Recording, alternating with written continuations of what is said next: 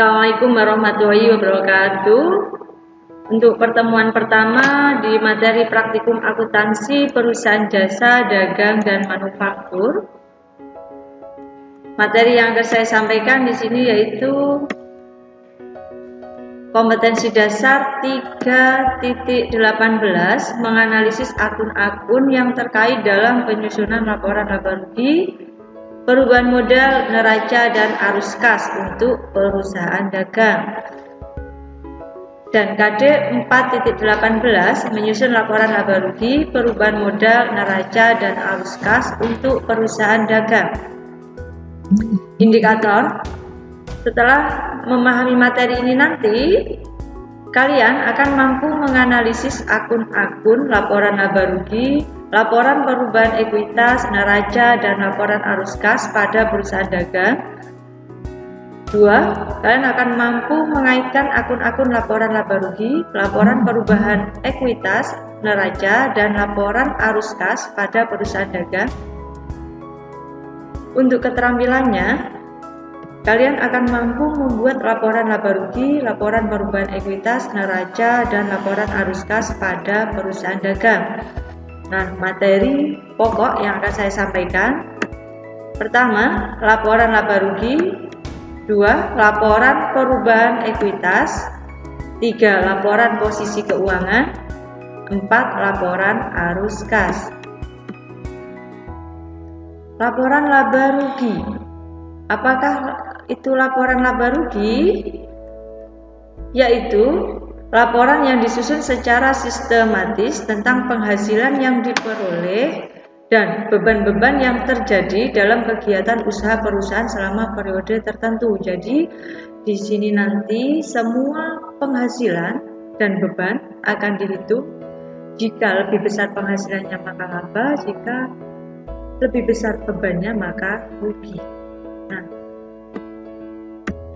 untuk bentuk laporan laba rugi yang pertama ada single step.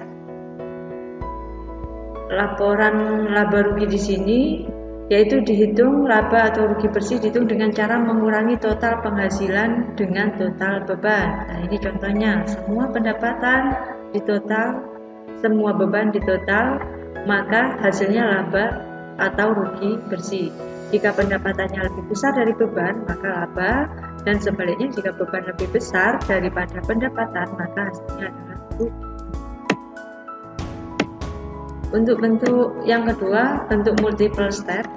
Dalam bentuk ini, baik penghasilan maupun beban dipisah secara terperinci antara penghasilan dan beban usaha dengan penghasilan dan beban di luar usaha pokok. Ini contohnya. Jadi ini ada penjualan, dikurangi harga pokok penjualan, hasilnya laba kotor. Kemudian ada beban-beban operasional di total, laba kotor dikurangi dengan beban operasional, hasilnya adalah laba operasi. Selanjutnya ada pendapatan atau beban lain-lain. Jika di sini nanti hasilnya plus, maka akan menambah laba operasi. Jika di sini nanti hasilnya adalah min, maka akan mengurangi laba operasi. Dan hasil akhirnya adalah laba bersih. Jadi contoh di sini laba bersih 650.000 ini diperoleh dari laba operasional 500.000 ditambah dengan total pendapatan 150.000. Jadi laba bersihnya 650.000. Nah, untuk laporan perubahan ekuitas. Laporan perubahan modal adalah ikhtisar tentang perubahan modal suatu perusahaan yang terjadi selama jangka waktu tertentu. Jadi rumusannya seperti ini untuk mempermudah pembuatan laporan perubahan modal. Pertama, modal awal itu ditambah dengan laba bersih dikurangi dengan pengambilan pribadi atau prime, maka hasil akhirnya adalah modal akhir. Tetapi jika perusahaan rugi, maka nanti penghitungannya modal awal dikurangi rugi dikurangi pengambilan pribadi, maka hasilnya adalah modal akhir. Jadi yang membedakan ketika laba atau rugi di laporan perubahan modal nanti, ketika laba akan menambah modal awal, ketika rugi akan mengurangi modal awal. Jadi rumusan untuk pembuatan laporan perubahan modal mudah. Next, laporan posisi keuangan neraca. neraca adalah laporan mengenai harta, hutang, modal suatu perusahaan pada suatu saat tertentu yang disusun secara sistematis. Jadi di laporan posisi keuangan ini nanti terdiri dari 3 bagian utama, yaitu ada harta, hutang, dan modal. Bagian utama laporan posisi keuangan yaitu yang pertama harta atau aktiva. Harta itu sendiri dikelompokkan menjadi 2, yaitu harta lancar dan harta tidak lancar. Untuk memudahkan memahami, kalau lancar itu umurnya, masanya kurang dari 1 tahun. Kalau harta tidak lancar itu lebih dari 1 tahun periodenya. Jadi untuk memudahkan memahami antara harta lancar dan tidak lancar, kita bisa melihat waktunya atau kegunaannya. Kalau kurang dari 1 tahun berarti lancar, kalau lebih dari 1 tahun berarti tidak lancar. Next.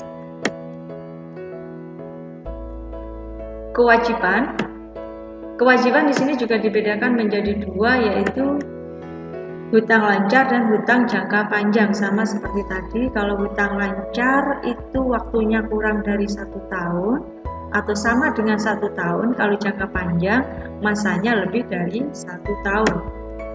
Yang ketiga adalah modal.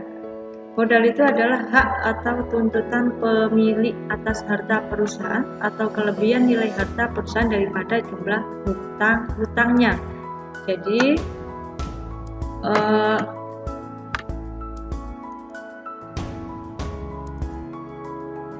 di bagian neraca ini ada 3 bagian, yaitu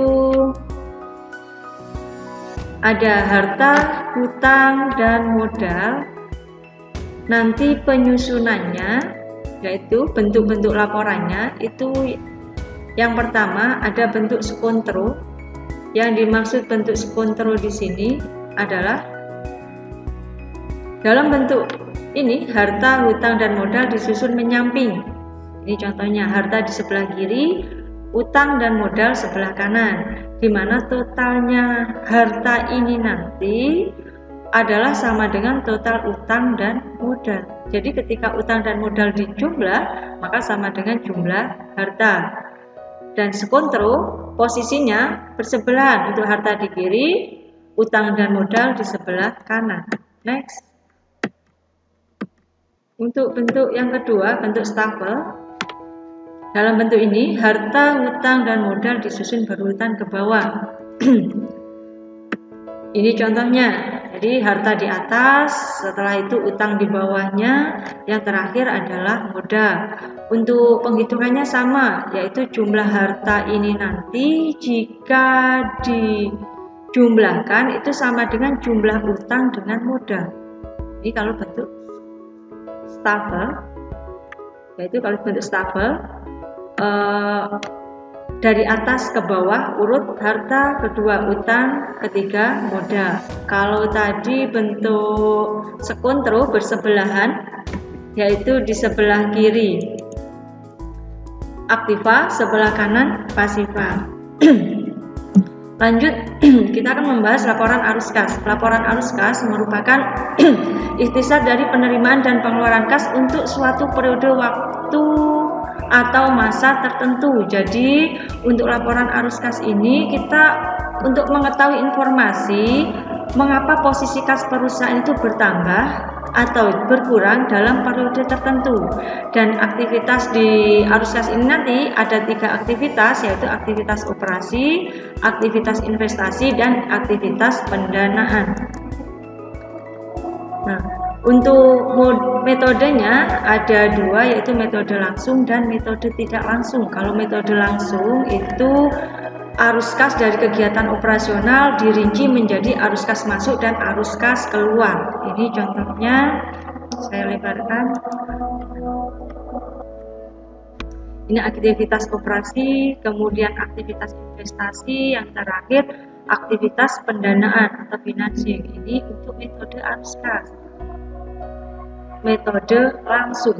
Yang kedua yaitu metode tidak langsung. Yang dimaksud metode tidak langsung ini adalah arus kas dari operasional ditentukan dengan cara mengoreksi laba bersih yang dilaporkan laba rugi dengan beberapa hal seperti biaya penyusutan, kenaikan harta lancar dan hutang lancar, serta laba rugi karena pelepasan investasi. Ini adalah contohnya untuk metode tidak langsung.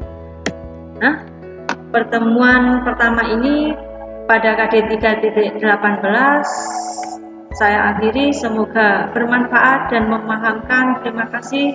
Assalamualaikum warahmatullahi wabarakatuh.